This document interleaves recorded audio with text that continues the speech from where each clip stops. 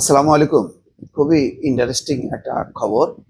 Iran Israel যখন সংঘাতে লিপ্ত, ঠিক সেই সময় ডোনাল্ড ট্রাম্প বৈঠক করবেন পাকিস্তানের সেনাপ্রধানের সঙ্গে। খেয়াল করেন, সাধারণত একটা সেনাপ্রধান আরেকটা দেশের সেনাপ্রধান বা বড় জোর প্রতিরক্ষা সচিব মন্ত্রীর সঙ্গে বৈঠক করতে পারে, কিন্তু ডোনাল্ড ট্রাম্প নিজে কথা বলছেন। এর দুটা দিক। একটা হচ্ছে যে আসিফ মনির, পাকিস্তানের সেনাপ্রধান, তাকে হয়তো ধমক দিবে। তার সক্ষমতা ইতিমধ্যে আসিফ মনির প্রমাণ করেছে, ভারতের বিরুদ্ধে কিভাবে সে লড়াই করেছে, এবং সেই বলতে গেলে পাকিস্তানকে পরিচালনা করেছে ওই সময়। তো ডোনাল্ড ট্রাম্প জানে যে কার সঙ্গে বৈঠক করলে আসলে সেটা কার্যকর হবে।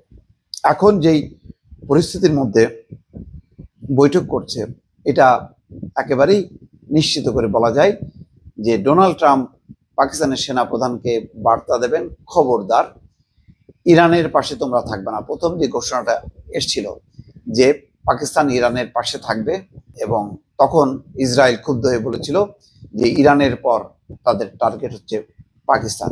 সাথে সাথে পাকিস্তান ইরানের সাথে পাকিস্তানের মানে যে সীমান্ত সংযোগ সেটি বন্ধ করে দিয়ে প্রমাণ করার বা একটা ধারণা দেওয়ার চেষ্টা করেছে যে না, পাকিস্তান কোনো সংঘাতের মধ্যে থাকবে না।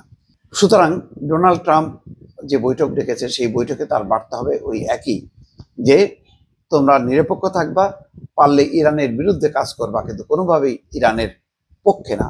হয়তো সেই কথা বলবে।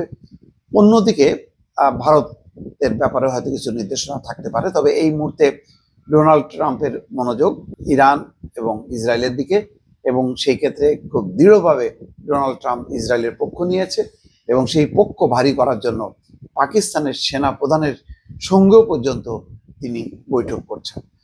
দর্শক, এই খবরে বলা হচ্ছে যুক্তরাষ্ট্রের প্রেসিডেন্ট ডোনাল্ড ট্রাম্পের সঙ্গে বুধবার পাকিস্তানের সেনাপ্রধান জেনারেল আসিম মুনিরের বৈঠক হবে। ওয়াশিংটনের স্থানীয় সময় বুধবার দুপুরে হোয়াইট হাউসে এই বৈঠক হওয়ার কথা, খবর বিবিসির। সাক্ষাৎকালে ট্রাম্প এবং মুনির একসঙ্গে মধ্যাহ্নভোজে অংশ নেবেন, তবে পুরো বৈঠকে গণমাধ্যমের কাউকে উপস্থিত থাকতে দেওয়া হবে না। জেনারেল মুনির 14 জুন থেকে যুক্তরাষ্ট্রে অবস্থান করছেন। ট্রাম্পের সঙ্গে তার এই সাক্ষাৎ আগে থেকেই নির্ধারিত ছিল। তাদের মধ্যে এমন এক সময় সাক্ষাৎ হচ্ছে যখন ইরান এবং ইসরায়েলের মধ্যে সংঘাত চলছে।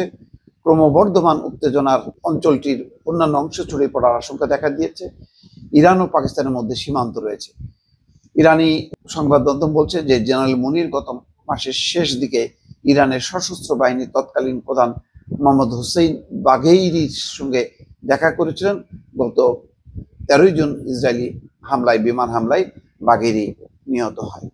এদিকে ইন্টারেস্টিং ব্যাপার হচ্ছে যে ইরান ইসরায়েল সংঘাতে যুক্তরাষ্ট্র জড়িয়ে পড়ুক চায় না 60% মার্কিন নাগরিক। এমনকি আইন প্রণেতারাও বলছে যে এবারের যুদ্ধে কংগ্রেসের অনুমতি ছাড়া ইসরায়েলের যুদ্ধ ফাঁদে আমেরিকা যাতে পা না দেয়, সেই ব্যাপারেও তারা সতর্ক হয়েছে।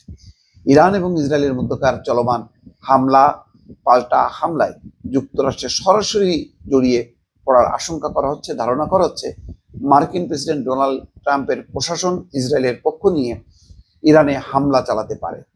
তবে প্রায় 60% মার্কিন নাগরিক চলমান সংঘাতে যুক্তরাষ্ট্রের সামরিক বাহিনী জড়িয়ে পড়ার বিপক্ষে। গবেষণা প্রতিষ্ঠান ইউকভের এক জরিপে মার্কিনদের এমন অবস্থানের কথা উঠে এসছে। আল জাজিরার খবর।